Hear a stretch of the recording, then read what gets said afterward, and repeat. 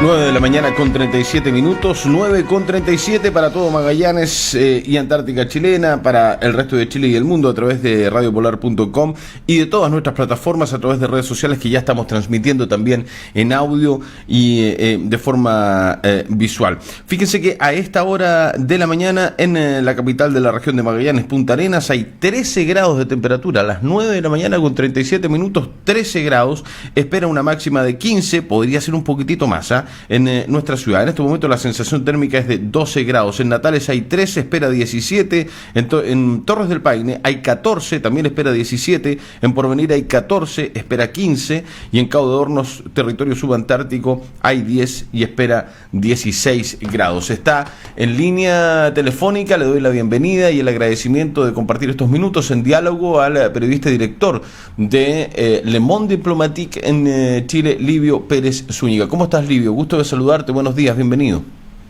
Hola Mauricio, ¿qué tal? Buenos días, un gusto saludarte a ti y a tus auditores en este día. Gracias por estos minutos. Abriendo esta semana, abríamos nosotros con una sección que se llama Café Político muy temprano y hablábamos del laberinto, planteaba el abogado que nos acompaña muy temprano los lunes, el laberinto de un presidente Piñera que ha llevado a un laberinto al sistema.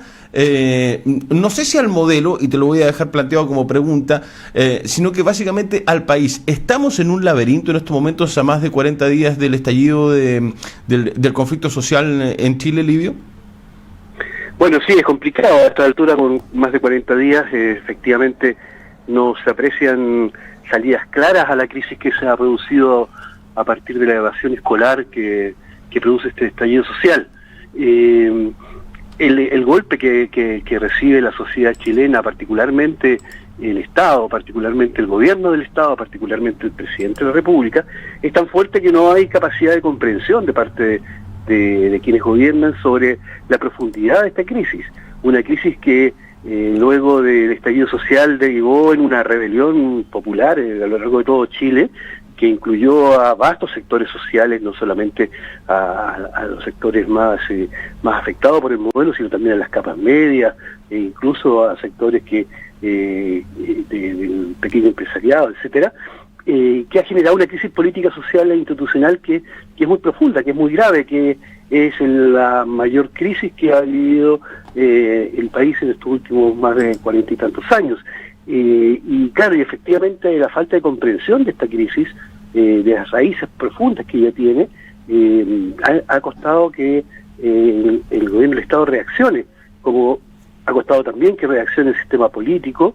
El sistema político me refiero a los partidos, al Parlamento, al Congreso, a los ministerios, en fin, para encontrar, ¿no es cierto?, un camino, que sea aceptado por la sociedad para resolver estos problemas. Al revés, el gobierno más bien ha estado tomando medidas muy erráticas, en algunos casos muy insuficientes, que rápidamente uno se da cuenta que no son aceptadas cuando sigue viendo millares y millares de personas en las calles a lo largo de todo Chile. ¿Tú crees que esta falta de comprensión por parte del presidente, del gobierno o de sus asesores, si es que los escucha aún, parece que solamente escuchar a la roulette y no a muchos más, tú me podrías confirmar o no aquello o según tu punto de vista, pero ¿crees tú que esta falta de comprensión viene por una extrema desconexión con la realidad o hay dogmas ideológicos que no permiten ni siquiera querer, el deseo de poder entender la realidad, o hay un distanciamiento que simplemente no se comprende? Porque son dos cuestiones absolutamente distintas, Livio, ¿no? Bueno, yo pienso que efectivamente hay un problema de ideológico de por medio, ¿no? Este gobierno gana la elección con un programa de un sector que es el sector que hizo las privatizaciones en los años 80 con la dictadura y que luego fueron mantuvieron el régimen, el modelo económico, en conjunto con la mantención del régimen político, con una constitución que efectivamente no da el ancho para resolver los problemas que tiene la sociedad. La sociedad, lo que se ha ido incubando desde la década de los 80 o de la década de los 70 es una desigualdad muy profunda, y ese es el eje de la rebelión. El eje de la rebelión es la desigualdad, no solo por las enormes brechas que existen entre los más ricos y la clase media, ni hablar de los pobres, sino también en la desigualdad de acceso a derechos, la desigualdad sobre el sistema de salud, en las pensiones, la educación, etcétera, etcétera, etcétera, que fueron acumulando en una tensión muy fuerte, que es la que finalmente estalla en el 18 de octubre pasado. ¿Crees que ha habido negacionismo? Quiero entrar al tema de derechos humanos. ¿Crees que ha habido negacionismo en los últimos días respecto de lo que ha sucedido? A propósito también, que es lo más conocido, lo que más se ha visto, lo que sucedió con Hermógenes Pérez de Arce, que quienes lo conocemos en términos de su forma de pensar, sabíamos a lo que podía ir a un medio de comunicación, pero se provoca una disyuntiva, y cuando yo invito a alguien a cenar en la casa, bueno, si no me gusta lo que está diciendo, no sé si ya lo invité, lo tendría que echar a la mitad de la cena. No sé si lo he visto o no, pero te lo planteo respecto de el negacionismo que se ha escuchado o que se ha visto en algunas partes, o la invisibilidad más bien también de la que han sido protagonistas algunos medios de comunicación o algunos participantes en medios de comunicación. Después entramos al rol de los medios y todo lo demás, Livio, si te parece, pero ¿crees que ha habido negacionismo en estas últimas semanas? Bueno, a mí me parece que Hermógenes Pérez de Arce es un personaje aparte, y yo creo que todo el mundo sabe qué es lo que él piensa y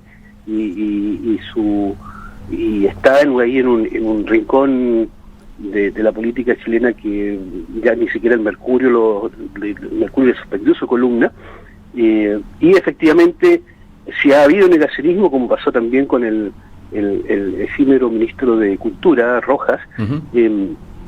Finalmente la sociedad lo va castigando eso, pero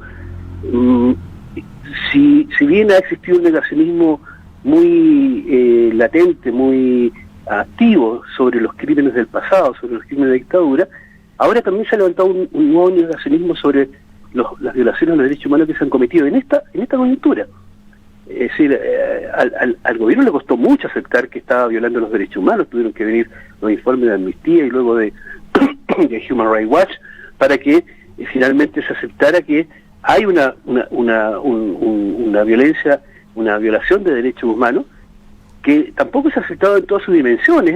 Es una violación de derechos humanos que es masiva, que es generalizada, que es resultado de una represión bastante indiscriminada durante estos últimos días, así que tengamos cerca de 230 o más personas que han perdido la visión o que han perdido parcialmente la visión.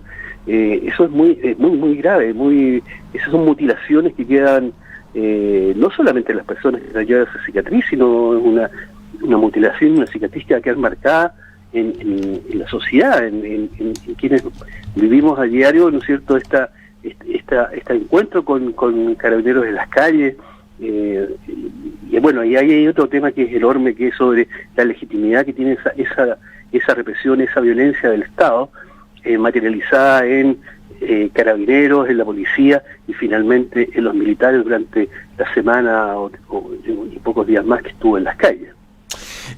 Livio, ¿tiene, según tu punto de vista, límites la libertad de expresión? Porque recuerdo lo que dijo Angela Merkel, la canciller alemana, a su propio congreso en el país teutón, cuando ella plantea que la libertad de expresión tiene límites cuando viene la opinión de alguien a decir o a humillar a otra persona respecto de su forma de ver las cosas, de su posición, cuando se busca la odiosidad, que acá en nuestro país también ha sucedido bastante, sobre todo en el último año, se hablan de candidaturas populistas, etcétera, etcétera. ¿Crees tú que la libertad de expresión, que yo creo hoy en día no es el gran tema en Chile, sino que más bien es a quién le creemos, quién dice las cosas, porque todos están diciendo lo que se les antoja, y eso está bien en un país que tiene libertad de expresión, pero ¿tiene limitantes la libertad de expresión según tu punto de vista? No debería tener. En Europa efectivamente hay limitaciones, no a la libertad de expresión, sino al hecho de negar, o el negacionismo concretamente, o el racismo más concretamente también, y es porque eso degrada a la persona humana, que produce un efecto de violación de sus derechos, de agresión a sus derechos. Y de ese marco que se entiende, ¿no es cierto?, que sean castigadas estas expresiones de racismo o de negacionismo. En Chile no existe una ley parecida, no hay cuerpo legal para eso, y más bien lo que hace es aceptar, en otro modelo, más bien aceptar que que no podrían haber limitaciones a la expresión, salvo que los límites que se ponen, ¿no es cierto?, a el discurso de odio, a la organización específica ya de formas organizativas que promueven la violencia, como en el caso del racismo, los cabezas rapadas y ese tipo de organizaciones. En Chile esta libertad de expresión se manifiesta en una libertad de prensa que es bastante amplia. En realidad la gente efectivamente escribe, dice y hace lo que se le antoja en los medios, y más bien en lo que hay una regulación social, es decir, finalmente es la sociedad la que termina eligiendo aquellos medios que están permanentemente distorsionando la realidad a aquellos que efectivamente informan, entregan información de calidad y puntos de vista pluralistas. ¿Qué te pareció el rol de los medios, Livio? De los medios de comunicación. Es complejo, ¿Sí? Es complejo porque yo tengo la impresión, primero que nada, que hay una falta de experiencia muy grande sobre cómo los medios cubren las situaciones de crisis. Ya lo vimos en el terremoto del 2010, cuando, ¿no es cierto?, los medios también jugaron un papel muy complicado en algunos momentos al hacer coberturas dramáticas, qué sé yo, pero que en definitiva no aportaba mucho a la tranquilidad del país.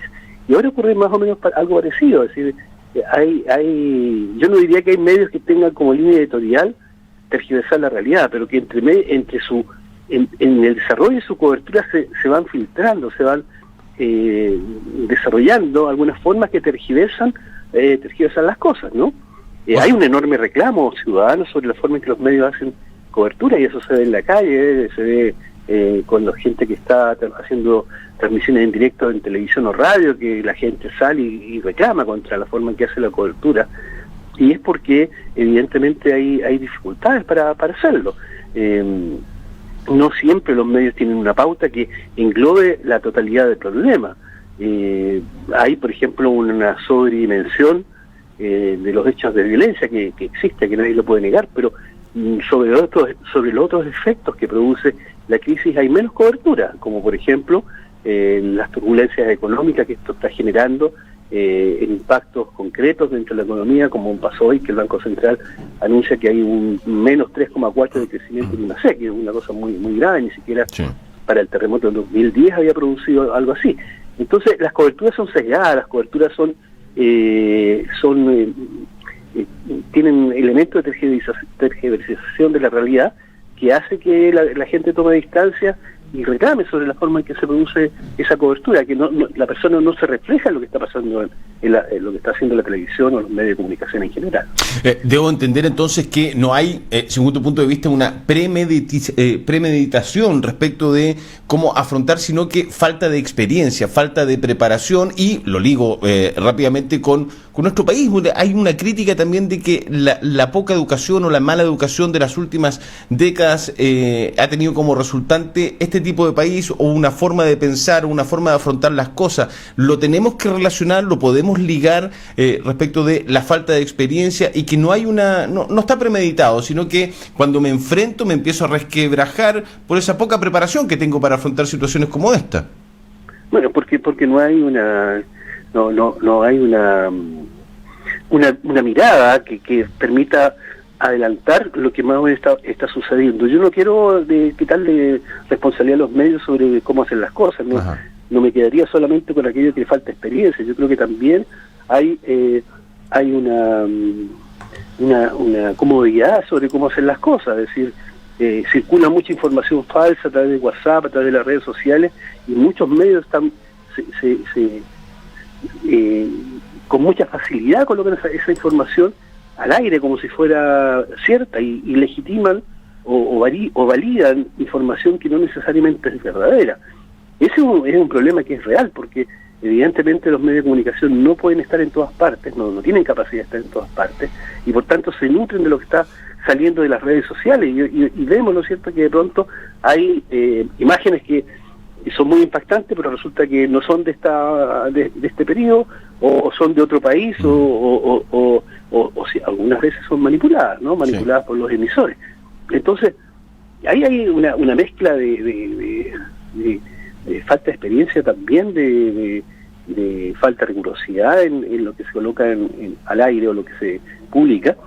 Y claro, hay también yo diría que una dificultad de los receptores de esta información, del público en general, de la ciudadanía en general, sobre cómo discriminar entre aquello que es cierto y aquello que es verdadero.